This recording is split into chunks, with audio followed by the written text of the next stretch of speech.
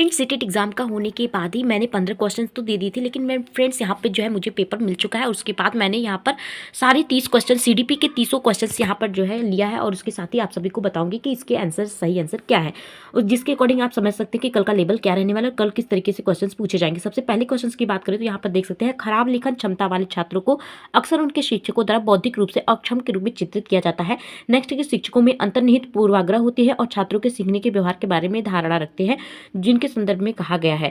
तो इसका कथन जो है दोनों जो है, यह कथन जो है दोनों गलत यहाँ पर होगा कि ये और यहाँ पे बताया गया है कि इसका राइट आंसर हो जाएगा, यहाँ पर दोनों ही कथन गलत है। ऑप्शन नंबर सेकंड इसका राइट आंसर हो जाएगा। वहीं सेकंड क्वेश्चन की बात करें तो जहाँ पे कहा गया कि निम्नलिखित में से कौन सा कक्षा की विविधता को बढ़ावा देने का एक तरीका नहीं है। ठीक है, तो यहाँ पर जो है विद्यार्थियों की पृष्ठभूमि और संस्कृतियों के आधार पर पूर्वाग्रह शब्द जो है यह निगेटिव है, अर्थात फर्स्ट नंबर ही इसका राइट आंसर हो जाएगा। नेक्स्ट क्वेश्चन की बात करें जहाँ पर दिया गया निम्नलिखित में से कौन सा इसमें बताया गया कि जो है सही मेल खाता है, तो फ्रेंड्स इसका राइट आंसर हो जाएगा लेखन वैकल्य सूक्ष्म पेशी कौशल और वर्तनी को प्रभावित करता है, इसका राइट आंसर ऑप्शन नंबर 4 हो जाएगा। नेक्स्ट क्वेश्चन की बात करें, जब स्वलीनता की बात कर रहा है तो स्वलीनता से जूझ रहे विद्यार्थियों को आसानी होती है।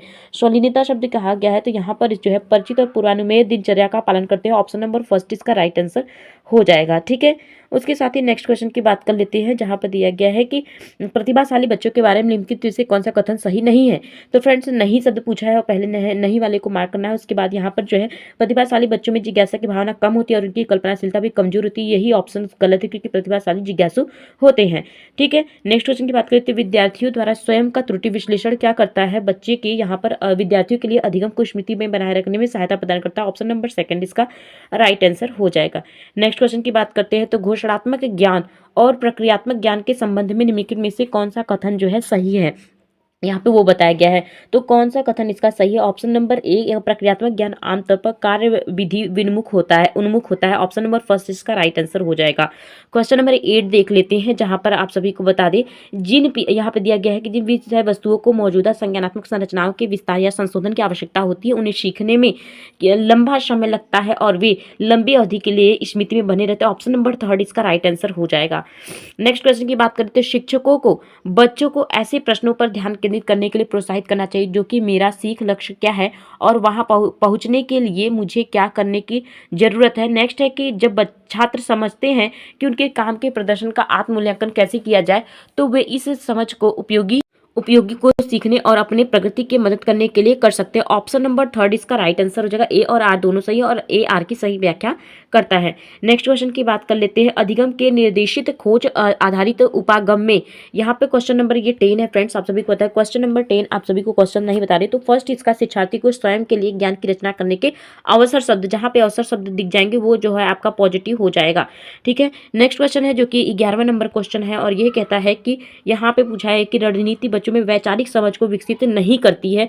तो फ्रेंड्स यहाँ पर जो है वैचारिक जो है नहीं कर रहा है, विद्यार्थियों की परिभाषा का जो तो याद करना है, याद करना हमेशा जो है निगेटिव टैग वर्ड्स माना जाता है। और मैंने आप सबसे कहा भी था कि जहाँ पे निगेटिव टैग वर्ड शब्द को दिख जाए वहाँ पे पहले इसको जो है कट करने के बाद ही क्वेश्चन को सॉल्व करना है। एक सक्रिय, फ्रेंड्स यहाँ पे सक्रिय शब्द दे दिया है अर्थात आप समझ सकते हैं कि सामाजिक रचना माध्यमिक विद्यालय कक्षा में किसके सैद्धांतिक सिद्धांतों का जो स्थापित की जानी थी, ऑप्शन नंबर फर्स्ट सामाजिक रचनावाद इसका राइट आंसर हो जाएगा। नेक्स्ट क्वेश्चन की बात करें तो निम्नलिखित में से यहाँ पे कथनों को पढ़ना है, ए और आर कथन, इस बार कथन वाले क्वेश्चन ज्यादा पूछे गए कि समानुभूति यह समझने की योग्यता पर निर्भर करती है कि दूसरों की भावनाएं और उनकी भावनाओं के अनुसार लिए गए हैं। ठीक है, उसके साथ ही दिया गया भावनाएं और संज्ञान एक दूसरे से संबंधित नहीं है।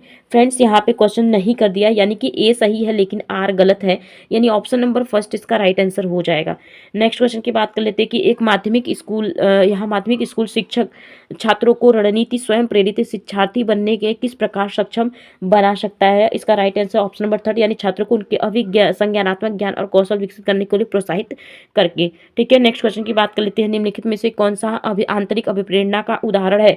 फ्रेंड्स यहाँ पे आंतरिक अभिप्रेरणा का उदाहरण ऑप्शन नंबर 4 यानी व्यक्तिगत रुचि या कार्य के आनंद को अभिप्रेरित करता है। जब तक बच्चा इंटरेस्ट नहीं लेगा वह कार्य नहीं कर पाएगा या इंटरेस्ट सीखेगा नहीं, ऑप्शन नंबर 4 इसका राइट आंसर था। नेक्स्ट क्वेश्चन है कि क्या किसी व्यक्ति को जैविक रूप से निर्धारित जेंडर अपने साथ वे सभी विशेषताएं लाता है जो किसी के सामाजिक निर्मित जेंडर को परिभाषित करता है। तो ये है आपका क्वेश्चन नंबर 16, जिसका राइट आंसर होगा प्रकृति परिवेश का विकास का प्रभाव। ऑप्शन नंबर 3 इसका राइट आंसर हो जाएगा। नेक्स्ट क्वेश्चन की बात कर लेते हैं, जहाँ पे दिया गया के दौरान एक प्रमुख विकासात्मक कार्य व्यक्तिगत यौन और व्यावसायिक पहचान की खोज है। तो किशोरावस्था फर्स्ट है ये आंसर, इसका राइट आंसर हो जाएगा। नेक्स्ट क्वेश्चन की बात करते हैं, तो बच्चे के सामाजिक और के मूल्यों और मानदंडों को प्रत्यक्ष और अप्रत्यक्ष तरीकों से सीखते हैं। ये कौन सा क्वेश्चन है? ये क्वेश्चन नंबर जो है, एक मिनट फ्रेंड्स, यहाँ पे क्वेश्चन नंबर, ये क्वेश्चन नंबर 15, ये हो गया आपका 16 क्वेश्चन नंबर 17 हो गया, और ये हो गया आपका क्वेश्चन नंबर 18, जिसमें दिया गया है कि सामाजिकरण समाज के रीति रिवाजों और अनुष्ठानों को प्रेरित करने की एक साथ प्रक्रिया है। तो क्वेश्चन नंबर 18 का राइट आंसर हो जाएगा फर्स्ट, यानी ए सही है किंतु आर जो है गलत है। नेक्स्ट क्वेश्चन है क्वेश्चन नंबर 19 है, जिसमें दिया गया जीन पियाजे। फ्रेंड्स, जीन पियाजे का क्वेश्चन पूछ लिया गया है और जीन पियाजे के संदर्भ में यहाँ पे कहा भी गया है, और आप सभी से कहा भी था कि जीन पियाजे से क्वेश्चंस बनेंगे ही। तो फ्रेंड्स, जहाँ पर भी हमने कहा था कि अगर औपचारिक संक्रियात्मक सोच आए तो आप औपचारिक यानी अमूर्त तर्क, ऑप्शन नंबर 3 इसका राइट आंसर हो जाएगा। क्वेश्चन नंबर 20 की बात कर लेते हैं, जहाँ पर दिया गया है जीन पियाजे का पुनः यह क्वेश्चन पूछ लिया गया है और आलोचना करते हैं। तो जीन पियाजे है जो किसका आलोचना करते हैं? तो जीन पियाजे जो है वो संस्कृति की आलोचना करते हैं। ऑप्शन नंबर 4 इसका राइट आंसर हो जाएगा।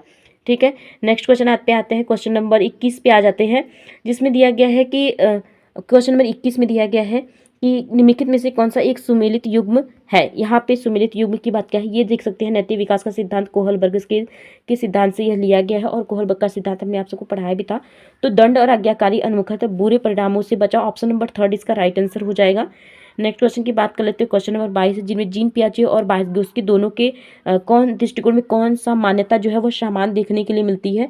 तो जीन पियाजे की बात करें तो क्वेश्चन नंबर 22 का राइट आंसर होगा ऑप्शन नंबर 3, यानी बच्चे अर्थ निर्माण की प्रक्रिया में शामिल होते हैं, इन दोनों की समान होता है। ऑप्शन नंबर 3 इसका राइट है। उसके साथ ही नेक्स्ट क्वेश्चन की बात कर लेते हैं, जहाँ पे क्वेश्चन कह रहा है कि लेव वाइगोत्स्की ने प्रस्तावित किया था। तो लेव वाइगोत्स्की और पियाजे से बहुत क्वेश्चन पूछ रहे हैं, तो फ्रेंड्स आप सभी इसको बहुत अच्छे से याद कर लीजिएगा कि लेव वाइगोत्स्की बच्चों में बहुत क्षमता होती है, जिसमें वे कार्य भी शामिल होते हैं जिन्हें वे दूसरे के सहयोग वाइगोत्स्की की बातों का है, यानी टैग वर्ड्स है, जहाँ पे सहयोग शब्द दिखा। हमने आप सबको कहा था कि सामाजिक शब्द, सहयोग शब्द और अनुकूलन शब्द, ये सब दिखे तो आप सभी वाइगोत्स्की को ही टिक करेंगे। वहीं पे क्वेश्चन नंबर 24 की बात कर लेते हैं कि बुद्धि परीक्षण, और यहाँ बुद्धि से भी क्वेश्चन पूछा कि विस्तारित अवलोकन के संचालन का उद्देश्य बच्चों की विशिष्ट आयाम और क्षमताओं करना होता है। बुद्धिमत्ता एक जन्मजात क्षमता और इसे पोषित नहीं किया जा सकता। तो फ्रेंड्स आप सभी को बता दें, यहाँ पर जो है क्वेश्चन नंबर हो गया आपका 24, और क्वेश्चन नंबर 24 का पहला ही आंसर सही है कि ए सही है, लेकिन आर जो है वो गलत है। ठीक है, नेक्स्ट क्वेश्चन की बात कर लेते हैं कि जहाँ पर दिया गया कि एक शिक्षिका वो अपने माध्यमिक स्कूल की कक्षा में सचेत रूप से सभी जेंडर के वैज्ञानिकों को उदाहरण लेती है। कोशिका के बारे में वो कौन सा जो है किस चीज़ को समझाने की वह कोशिश जो है वह कर रही है। और ये क्वेश्चन नंबर 25 होगा, इसका थर्ड होगा यहाँ पर जेंडर रूढ़ियों को तोड़ना, इसका राइट आंसर हो जाएगा। और मैंने आपको 15 क्वेश्चन कराए थे, उसमें ये भी क्वेश्चन आप सभी को सम्मिलित किया था। ठीक है, उसके बाद क्वेश्चन नंबर यहाँ पर जो है आपका हो जाएगा 16। ठीक है, कि सभी लड़की सब फ्रेंड्स 26 हो जाएगा कि सभी लड़कियां मेहनती और ईमानदार होती हैं, जबकि लड़के बुद्धिमान और रुबेदार होती हैं। जो विशिष्ट जैविक मस्तिष्क लड़कियां और लड़कों में शारीरिक और संज्ञानात्मक कौशल के साथ साथ व्यक्तिगत स्वभाव में भी सभी मतभेदों का उत्पादन करते हैं। तो फ्रेंड्स यहाँ पर जो है इसका right answer option number second, यानी ए और आर दोनों ही जो है वह गलत है। ठीक है, क्वेश्चन नंबर 27 पे जाते हैं, विद्यार्थियों के सीखने की प्राथमिकताओं में व्यक्तिगत भिन्नताओं को किस रूप में देखा जाना चाहिए। तो क्वेश्चन नंबर 27 का राइट आंसर को विविधता का सामान्य चित्रण, यानी कि विविधता जो होती है वह सामान्य रूप से सभी में देखने के लिए मिलती है। ठीक है, ऑप्शन नंबर सेकंड इसका राइट आंसर हो जाएगा। क्वेश्चन नंबर 28 की बात करते हैं, तो क्वेश्चन नंबर 28 कह रहा है कि वह आकलन जो किसी विद्यार्थी के प्राप्त अंकों को अन्य विद्यार्थियों के औसत प्रदर्शन से तुलना करने के लिए किया जाता है। तो फ्रेंड्स इसका राइट आंसर हो जाएगा, क्वेश्चन नंबर 28 का राइट आंसर हो जाएगा ऑप्शन नंबर फर्स्ट। ठीक है, मानक संदर्भित फर्स्ट इसका राइट आंसर हो जाएगा। नेक्स्ट क्वेश्चन की बात करते हैं कि कक्षा आकलन के बारे में निम्नलिखित में से कौन सा कथन सही है। तो फ्रेंड्स आप सभी को बता दें, यहाँ पे पहला भी सही है, दूसरा भी सही है। तीसरा क्यों गलत है? क्योंकि डर और तनाव नहीं पैदा करे, और मानक संदर्भित नहीं है, यानी ये 2 गलत है। 1 और सेकंड सही है। तो आप सब देख सकते हैं क्वेश्चन 4 इसका राइट आंसर होगा, ऑप्शन नंबर 4 इसका राइट आंसर हो जाएगा। नेक्स्ट क्वेश्चन की बात करते हैं, तो निम्नलिखित में से कौन सा प्रश्न विद्यार्थी के उच्च स्तरीय आलोचनात्मक और विश्लेषणात्मक चिंतन कौशल को बढ़ावा दे रहा है। तो फ्रेंड्स क्वेश्चन नंबर 30 का राइट आंसर हो जाएगा ऑप्शन नंबर 3 की एक ही घटना को दर्शाने वाले 2 अखबारों के लेखकों को निहित मान्यताओं को पहचान के, ऑप्शन नंबर 3 इसका राइट आंसर हो जाएगा। यहाँ पे आप सभी का CDP हो जाता है खत्म। उसके बाद आप सभी बताइए कि SST आप सभी को करवाएं या मैथ साइंस करवाएं या फिर हिंदी और संस्कृत। आप सभी कमेंट जरूर करिएगा, उसके बाद आप सभी को वीडियोस मिल जाएंगे फ्रेंड्स।